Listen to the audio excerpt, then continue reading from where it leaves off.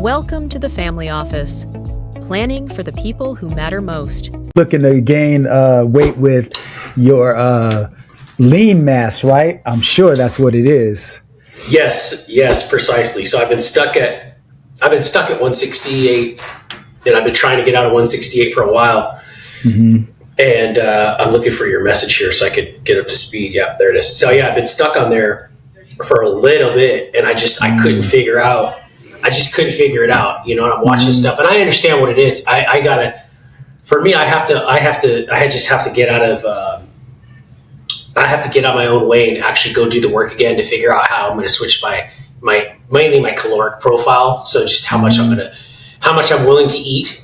Mm-hmm. But I did manage to change it a little bit, and I was able to get a couple pounds. So I was like, okay. Yes. Okay. So what's your approach? You know, because sometimes, you know, you can gain lean mass and still be at a caloric deficit. And some people try to gain mass just by being at a caloric surplus. So what's been your approach so far? Just incorporating more healthy carbohydrates so more sweet potato, a little bit more sourdough instead, because I do like bread and I do like pasta. I mean, I'm Italian, so like 55% from my mother's side. So I really do like pasta, but pasta is just disgusting, so I won't eat it. But I do like sourdough, so I'm just trying to do anything that I can to incorporate a little bit more healthy carbohydrates, but definitely being more deliberate about my protein intake is really helped a lot as well. Because I mean, my fast is so tight that it's like sometimes I'm like, I don't even want to eat. Just like I'm not even hungry. I don't have that problem. I'm like, sometimes I'm like, I don't even want to eat right now. Like, so I've been trying to eat earlier in the day, so like 11 or 12 now instead of like we'll go into like 1 or 3. Okay. And because I don't want to eat late, and that's been a big change for me as well, just in physiology on how I felt, but. It's I did start plugging all my data into my AI, and I'm pretty excited about that. So lab reports and all that stuff. So I've had it. I was going to share that with you tomorrow or later this week, but I might as well talk about it now. So that's been absolutely mind blowing as well, to have your AI bot train it and then obviously look at it and start reading your lab results. And then, you know, so I'm giving it my Hume band data, all of the. I don't know if you use one of those, not like almost like a Fitbit on steroids. You're familiar with remember Fitbits? Oh yeah, right? Absolutely. So Hume Band tracks everything. It tracks metabolic resistance, it tracks metabolic health, it tracks, you know, BP, sugars, all of those different metrics, you know, and you can report it. So I'm having my AI read that, and it's pretty insightful. And if you get a chance, get your last lab report and send it to, if you're using a bot, I don't know how long. I mean, I've been using my bot with ChatGPT now. And Anthropic now for almost 2 years, so it's pretty quick with how it understands what I like and the nuance. So it's pretty awesome to see it develop that fast. I don't know if you're doing that with one or not, but it's pretty amazing to see that. Okay, well, good for you, man. I'm glad to see, you know, because you've always been a real data and analytics type of a person. For me, as it relates to my weight. And that as it relates to my metabolic makeup, I just said, okay, I want to make sure that I'm eating clean, that I have my macros, that I'm eating a good amount of protein. And then all of the other numbers, like for me, I'm not really that data intensive. So I'm not that guy for sure. I just can't help myself. Every single time. That's okay. I just can't help myself. Did I tell you the story about the beef sticks? Did I tell you that story or not? Did we have that conversation about the beef sticks? I'm not sure. I mean, you told me that you eat them, and you know, and that they're grass fed, and you know, they're clean and all of that. But tell me what you're. I took a video of it. We have to post it. So I go to Sam's Club and I go to Costco, and you can go. I go back and forth between those because you can get really good. You can get really good stuff at. Sometimes you get better stuff at Sam's Club. Sometimes you get better stuff at Costco. It just depends on what you're trying to accomplish. But I was in Sam's Club, and my kids eat beef sticks. So we get the grass-fed beef sticks, none of the nitrates, all that BS, because, you know, they like beef jerky, and they like, you know, I love Slim Jims, but I won't eat Slim Jims because they're nuclear, right? So my sister used to bring me those all the time. She'd bring me Slim Jims all the time. I eat those bad boys in the office, and I'd be like, woo, but I know those things weren't good for you. So we brought them home. and they're expensive, dude. Like they're like $18 for a bag. Like, and I don't know how many are in there, but there's not very many of them. But so you can tell the quality of it's good, right? It's like twice or almost 3x the price of a normal bag of beef jerky. So there was something grossly wrong with them, like terribly wrong with them. You looked at them and they looked like they either got frostbitten or something was terribly wrong. Like, and my son was like, yeah, they just tasted nasty. I'm like, William, I can't even believe you ate one of those looking the way they did, but kudos for you, man, right? So I end up going back to Sam's Club where I got them from, and I'm like, well, let me just go and get them. And I realize I'm in the store and I'm going, holy crap, like the bad ones are still here in the store. So I'm sitting there, and I go, wait a minute, I found a good one. And then I found another good one. So I'm finding good bags in between. Like, I'd say it was probably like a 60-40 split where like 60% of them were bad and 40% of them were good. And what I had found out was that the bad ones at the top didn't have lot numbers on the bags and the good ones had lot numbers. So I'm sitting there in Sam's Club putting them all out. That sounds like you, Chris. And I call the person over. I go, hey, I found a problem here. And he's like, what are you talking about? And I'm like, the ones that don't have lot numbers are bad. How does that happen? And it was just hilarious. What's crazy about it is that the guy at the store, he just goes, well, you have to tell someone up front. This is not my department. And I'm like, okay. Pass the buck, man. Yeah. You know, earlier you were talking about AI and just how you plug in your numbers. And one of the topics that we were going to talk about today is this ongoing exodus from these major AI companies. And so I want to know if you took a look at what's been going on there and the pattern that's been emerging. And if so, what's your take? What's your perspective on it? Well, I think it's pretty interesting to see obviously what's going on with that space. And I think when you look at it and you see what's happening, it's almost like I feel like it's almost reminiscent of the .com era where and I think what's starting to happen is I mean, Elon Musk is about to become the first trillionaire. I mean, there's no argument he's going to do it this year. Like, even outside the whole massively debated pay package of Tesla $1 trillion pay package that all the board fought for so long that they approved, that's like not even in that'll be like the thing that maybe pushes him over like multi-trillionaire status or something at that point. I don't know how that's going to work out. It's just, but with the combination of how he's circling the wagons and what he's talking about and how he's just so robust on the U.S. economy and AI and infrastructure and robotics and deploying AI infrastructure in orbit into space, right? Because the biggest issue with AI is the power production, right? There's just the grid can't put out any more power, and there's so much red tape to build and so much time now left to build to build proper infrastructure to produce that. It just makes sense to put it up in orbit. It just does. And it makes everybody happy, and it completely revolutionizes the way we've ever manufactured or produced resources in the planet or in any given economy. I mean, imagine we don't even know what that type of economy looks like. We don't know what a low orbit or mid or an Earth orbit economy, whatever you would call it, looks like, right, Len? I mean, it's definitely exciting. But I think what you're seeing now is you're starting to see people starting to pick a side, I think, so to speak. So much like you used to have Apple and Google used to fight and used to take each other's engineers, right? I think you're seeing the risk takers, the mavericks in the space, and I think you're seeing the people that are playing it safe, and you're seeing the divergence of opinions and the divergence of opinions and investment capital, I think, and you're going to ultimately see the winners and the losers of it. But I think you're seeing a consolidation. Like the proverbial line has been drawn in the sand, and you're seeing the people that believe in this vision and the people that believe in this vision. And maybe even people like, because it was a lot of X people, like a lot of Elon Musk people, like recently that quit, like all within like 24 or 48 hours or something like that, right? Yeah, it was crazy. So I'll name them. So from X, you had Jimmy Ba, who was a co-founder. He resigned February 11th. Yahweh Wu resigned. He's a co-founder. He resigned. From Anthropic, you had Manark Sharma. He was the head of safeguards and research. He resigned February 9th. And then from OpenAI, you had Zoe Hitzig, who was part of the product and safety division. He resigned. And so when you think about all within a 2-week period, you talked about Elon Musk and his vision. And, obviously he's the founder of XAI.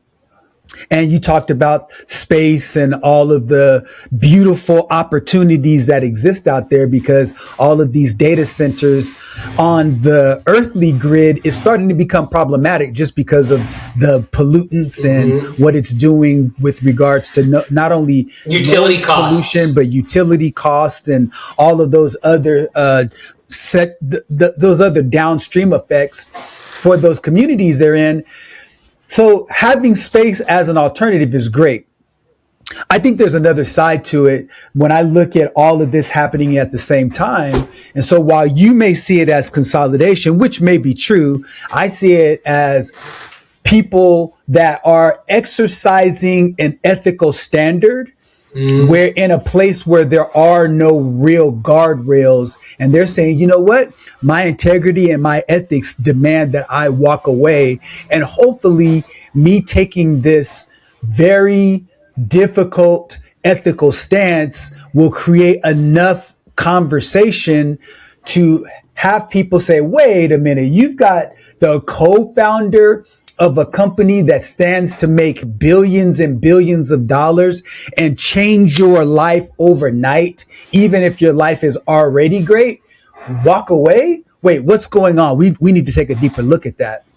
And then I look at the guy, Sharma, Renax Sharma, he's over safeguards and research. And then Zoe Hetzig is over product and safety design. And so now you start to see this bit of a pattern emerge where you have people that are starting to see, okay, some of these safety measures that we should have in place are being overlooked and neglected potentially, which is why I'm taking a stance to walk away, because their rationale for walking away, it was all the same. I have concerns about what's going on with the safety and the direction of AI. And I have concerns that this is going to completely change the trajectory of human existence as we know it. When you hear loud and ominous claims like that really makes me raise my eyebrows and say, you know what? We really need to be conscientious about taking a look at it. I definitely see your perspective on that. And I think it's a very valid point. But I think just in looking at it, and I'm sitting here listening to you talk about it, and I'm going, yeah, that's good. Yeah, that's probably good too. Yeah, that's probably right too. I think in the first time in innovation, like, because there's been so many innovations in the world, right? I mean, going all the way back to fire, the wheel, industrial revolution, houses, antibiotics. I mean, there's always a positive and a negative to every time there's some type of advancement. So we're definitely on that threshold again, where it's like the world is completely changing and things are changing pretty fast. And I think that they're changing faster than they ever have. Definitely safety is a concern, and I'm not surprised that these people make these moves, because they're kind of getting out while they can get out still, if it does go sideways, which I don't think it's going to. And I'm going to make a point to it here, and maybe you'll have perspective on it. But I just think that further escalates or further emphasizes the point where you're like, yeah, people are consolidating. Because you had the same exact people that did this stuff with nuclear power and all different types of innovations that happen. And the thing that I think of is that I believe that for the first time in a step or an evolution or whatever you want to call it, a massive shift in the technological, the way the world works, I think that this is the first time we're going to see where in the Industrial Revolution, we had to figure out all different types of ways to make people safe, right? Like you look at those old pictures of people working on skyscrapers and they're just like, you're like, hey, whatever, right? It's funny because you see that a lot in Texas. Like they'll just pull over and do road work and there's no cones or no flags or no warning at all. They don't even close the lane, right? They just put the truck in the lane, put the flashers on and start working in front of the truck. You're like, you never see that in California. Nope. In California, it'd be like 2 miles of lane that'd be closed in advance with like 70 different people to signal you, right? That it's happening, right? That's a fact. But that, I guess, is where you start to see the difference, though, in how things are ran. But whereas you saw those things that had to come out to say, oh, we need safety measures and codes and all of this. I think that for the first time in a technological leap, a paradigm leap, you're going to see it where you're not going to have those types of things happen, because you're going to have not only the human engineer and the human mind and the human vision grasping and creating and innovating and making, you're going to have that AI running at the same time, doing the analytics and the data and the predictions and going, wait a minute. For the first time, we now have a co-pilot that can analyze data and predict data based on where we're trying, a mission, what we're trying to accomplish.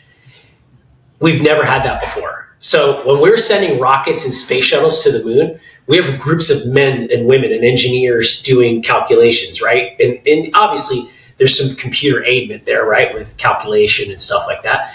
But for the first time ever, we have a semi-sentient machine learning capable that has access to all the data in a nanosecond that we've ever had, that can make a prediction and with us at the same time. So maybe not 100%, because there's never 100% science with everything, right? It was like Nikola Tesla said, science isn't always always exact science.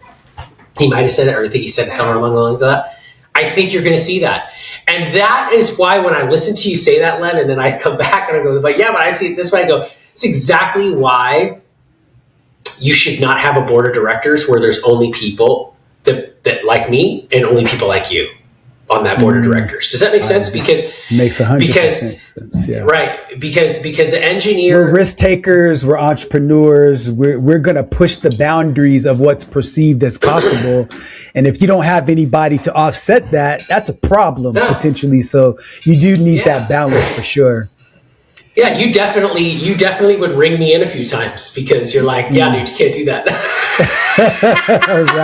Right. I'm just screw it, let's see what we can do. Yeah, and that brings me back to this whole idea about what you were talking about, because you talked about the Industrial Revolution and how there's always a pro and a con. I think what's different this time is, like, I think nuclear energy is probably the closest one. But even with that, the safeguards were known. Like, for example, okay, we need to have multiple people with multiple codes and redundancy. So if somebody decides to go rogue, one person can't just press a button and the nuclear weapon goes off. You'd have to have an entire systematic breakdown. And so even with nuclear, as dangerous as it is, there's so many known safeguards that we could put in place to be able to prevent some calamitous action from happening. It's not going to be random. You also use the word semi-sentient, and to suggest that a computer or some type of software could have a certain level of consciousness. That's the part that's very scary, because no thing that's not made from God will ever have consciousness. But when you look at large language models, they can get quite close to it and exercise, combinations and permutations of logic and extend that out, almost infinitely. And so it begins to take on this feeling of sentience. But here's the problem, is that without the presence of consciousness, if logic was left to its own devices, human beings should not exist on the planet because of the inhumanity we do to each other. And so if computers could create a world in which humans lack the capacity to kill each other, the only logical solution to that would be to eradicate humankind. And so if computers ever become sentient or semi-sentient, or, they have, we get to the singularity, that's the one unknown that could be a problem. That's the thing that scares me. And I believe, my opinion, no journalistic background or anything like that, I believe that these gentlemen who walked away in that rapid of succession, considering that we're really on the precipice of an AI explosion, they walked away because they have some serious concerns about it. Now, lastly, I want to turn it back over to you. Is in preparation for our conversation today, you brought up something that was really interesting to me, which is, you know what? They're probably just going so they can compete and do something else. What's been the evolution of your thoughts since that initial conversation we had about that theory you had? So I want to speak on that. On they're leaving and maybe they're going to go do something on their own and they're going to go, start their own. But before I do that, I don't think that, while I think that's a very valid point of where it's like, because that's generally like, if you watch like The Matrix and stuff like that, the computer solves for efficiency and says, well, in order to be so clean and efficient, we got to actually get rid of you, right? Or control you down to the point where you can't, you don't have control, you don't have an agency anymore. So I think the biggest fear is always that AI will take agency away from human beings, right? I don't think that will ever happen, because I think the AI, in order for it to get ever to the precipice or ever to the point where it could do something like that or act that way, I think that it's already going to understand the nuance of how, again, the world works, or again, how physics or nature, or however we want to label it, the whole system works. Let's just call it that. Because while it isn't a being from God, it was created by human beings who are created by God, if you're in that spectrum, or if you're in that level, that area of belief as you and I are, if whatever it is you believe in, and it also has to understand, it will ought to understand that through that process of how humans are violent with each other, and we're human beings, we kill each other, or there's war. It's no different from the animal kingdom. It's no different from bacteria. It's no different from viruses. It's no different from, a lion hunting a gazelle in, the Serengeti. Violence has to happen in order for the world to work. And I don't mean violence in the sense where what most people of us think about, but it's pretty violent when you watch a lion take down a gazelle. It's pretty freaking violent. The noise, the sound, the breath, everything. Like literally, if you've ever watched that stuff, your heart will be like pounding, like, and you're either on the camp of, I don't want the gazelle to get eaten, or you're in the camp that I'm in, where you're like, get him.